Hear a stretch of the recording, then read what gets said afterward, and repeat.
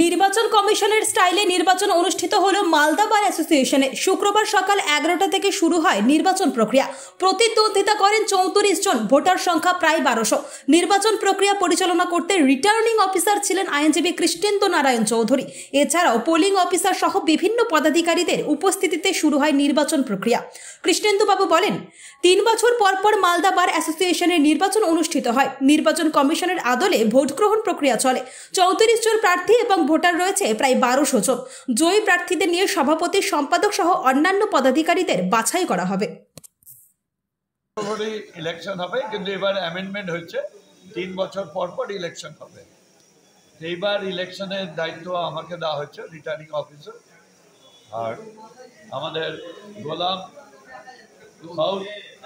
খান লোধি, সে presiding officer, এখানে polling officer আছেন, আদার্স। একদম নির্বাচন কমিশন স্টাইলে যে ধরনের ইলেকশন হয়, সেম প্যাটার্নে এখানে ইলেকশন হচ্ছে।